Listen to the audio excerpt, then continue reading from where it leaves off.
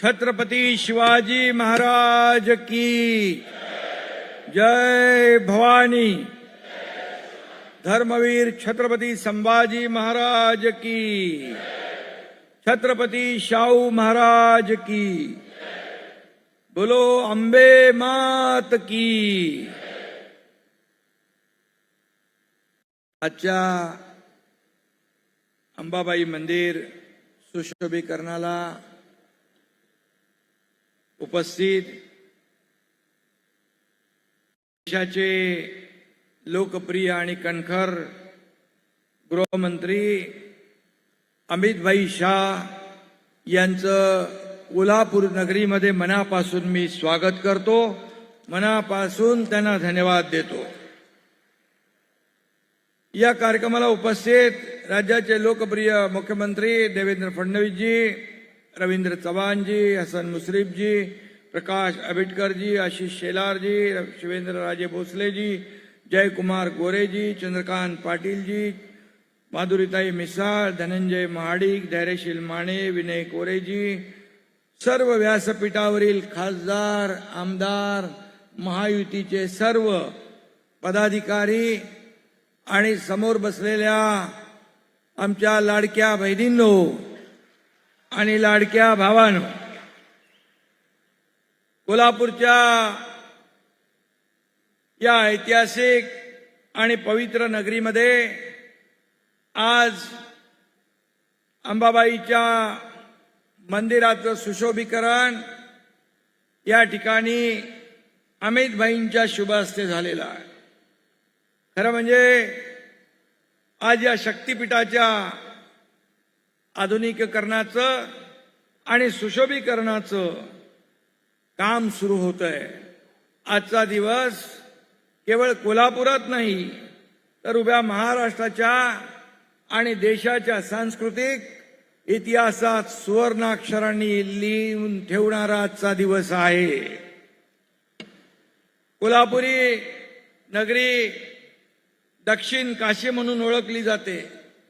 आज अमितभाईंच्या उपस्थितीत सुरू होणारे काम दक्षिण काशीला जगाच्या नकाशावर एक दैदिप्यमान उंचीवर घेऊन जाईल यामध्ये आम्हाला पूर्ण विश्वास आहे। आणि आपल्या सगळ्यांना माहित आहे, प्रकाश आंबेडकर यांनी सांगितलंय, अमितभाईंचं आणि कोल्हापूरचं नातं काय आहे। अमित भाई कोल्हापुर के दामाद है, इसलिए कोल्हापुर वासियों को पूरा विश्वास है कि महालक्ष्मी मंदिर के सुशोभीकरण के बाद अमित भाई की गृहलक्ष्मी भी प्रसन्न होगी। म्हणजे आपल्या भाभीजी, अरे अमित भाईंचं प्रेम किती वेळा कोल्हापूरला आले ते, आणि या कोल्हापूरच्या प्रेमापोटी ते येतात। आदरणीय प्रधानमंत्री नरेंद्र मोदी जी के नेतृत्व में देश में एक सांस्कृतिक पुनरुत्थान चल रहा है। काशी विश्वनाथ कॉरिडोर हो, भव्य अयोध्या धाम हो, उज्जैन के महाकाल हो, भारत ने अपनी आत्मा को फिर से पहचाना है। मोदी जी की नीति है विकास भी और विरासत भी।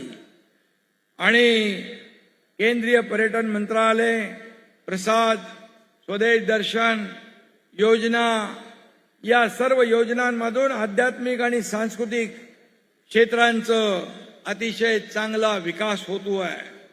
आणि म्हणूनच देशाला 12 वर्ष, मोदीजींच्या प्रधानमंत्री पदाला 12 वर्ष झाली। एक यशस्वी आणि लोकप्रिय प्रधानमंत्री म्हणून त्यांनी आपल्या देशाचा गौरव 7 समुद्रा पलीकडे पोहोचवला आणि त्यामध्ये अमितभाई देखील त्यांच्या पाठीशी सावलीसारखे उभे राहिले। हा देखील एक इतिहास आहे। आणि म्हणून महालक्ष्मी मंदिराचं जे आज सुशोभीकरण होतंय त्याला एक आगळा वेगळा इतिहास आहे। आणि म्हणून मगाशी सांगितलं की देशातल्या जनतेला एक सुरक्षित भावना मनामध्ये निर्माण होते आणि त्याचबरोबर आतंकवादी आणि नक्षलवाद्यांच्या छातीमध्ये आणि पोटामध्ये भीतीचा गोळा येतो तो या आपल्या अमितभाई शाह यांच्या कर्तृत्वामुळे. काश्मीरचं 370 कलम हटवण्याचं काम अमितभाईंनी केलं मोदीजींच्या मार्गदर्शनाखाली.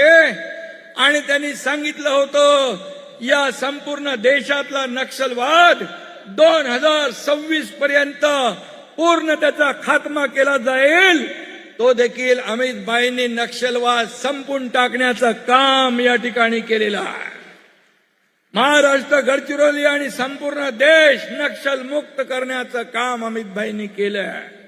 आणि जे ते बोलतात ते करून दाखवतात, ही त्यांची ख्याती आहे. एकदा शब्द दिला की शब्द म्हणजे पत्थर की लकीर आहे. आणि एखाद्याच्या मागे उभं राहण्याचा निश्चय केला त्याच्या पाठीशी पहाडासारखे उभं राहण्याचं कामही ते करतात. हा त्यांचा एक आगळा वेगळा स्वभाव आहे. आणि म्हणून त्यांनी गृहमंत्री म्हणून अतिशय उत्तम काम केलं. त्याचबरोबर सहकार मंत्री म्हणून देखील त्यांनी जे काम केलं, मोदीजींनी सहकार मंत्रालयाची जबाबदारी त्यांच्यावर दिल्यानंतर पूर्वी सहकार काही लोकांच्या, मुठभर लोकांच्या हातात होता, परंतु आज सहकार क्षेत्रामध्ये क्रांती घडवण्याचं काम त्यांनी केलंय. आज सहकार बिना नाही उद्धार आणि हा सहकार शेवटच्या माणसापर्यंत पोहोचला पाहिजे यासाठी त्यांनी सहकार क्षेत्रात आमूलाग्र बदल घडवले, क्रांती घडवली. हा सर्वसामान्य माणसाला याचा फायदा झाला पाहिजे हे त्यांनी पाहिलं. मला आठवतंय आम्ही जेव्हा देवेंद्रजी, आम्ही आणि आमचे मंत्री जेव्हा अमितभाईकडे गेलो होतो की साखर कारखाने, शेतकरी अडचणीत आले, तेव्हा 10,000 कोटीचं इन्कम टॅक्स माफ करण्याचा क्रांतिकारी निर्णय अमितभाईंनी घेतला होता. आता देखील आम्ही गेलो होतो, त्यावेळेस देखील इथेनॉल असेल, जे जे बाय प्रॉडक्ट असतील त्यांना सगळ्यांना न्याय देण्याचा निर्णय देखील त्यांनी घेतला. पॅक्सला मजबूत केलं, अगदी शेवटच्या घटकापर्यंत हा फायदा, न्याय गेला पाहिजे यासाठी त्यांनी मोठं क्रांतिकारी पाऊल उचललेलं आहे. आणि म्हणून मी त्यांचं मनापासून अभिनंदन या ठिकाणी करतो. मनापासून त्यांना धन्यवाद देत असताना या ठिकाणी त्यांचा अभिमान देखील आम्हाला आहे की आज 1,500 कोटीचं हे आपलं अंबाबाई मंदिराचं सुशोभीकरणाचा टप्पा सुरू होतोय.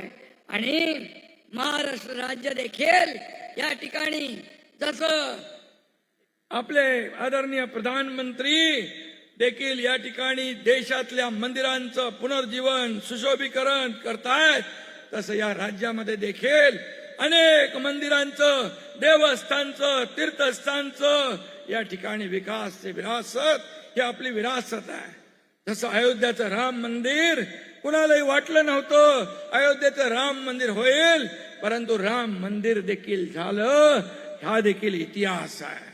आणि म्हणून मी आपल्याला एवढंच सांगतो की या संपूर्ण देशामध्ये जे आपली तीर्थक्षेत्र आहे त्याचा विकास होतोय. आपली संस्कृती, आपली परंपरा जोपासली जाते आहे. आपली संस्कृती परंपरा पुढे नेण्याचं काम होतंय. तसंच मोदीजी आणि अमितभाईंच्या मार्गदर्शनाखाली या राज्यात देखील आपली तीर्थक्षेत्र, आपली प्राचीन मंदिरं, आपले गडकोट किल्ले त्यांचं पुनरुत्थान, त्यांचं सुशोभीकरण, त्यांचं संरक्षण, त्यांचं जतन करण्याचं काम महायुती सरकार या ठिकाणी करतोय. आणि म्हणून मी अमितभाईंना पुन्हा एकदा मनापासून धन्यवाद देतो की आपण कोल्हापूरमध्ये आल्यानंतर एक वेगळं भावनिक नातं या ठिकाणी कोल्हापूरवासियांना पाहायला मिळतंय. आणि म्हणून मी आपल्याला अमित भाई आपको बहुत बहुत धन्यवाद देना चाहता हूं.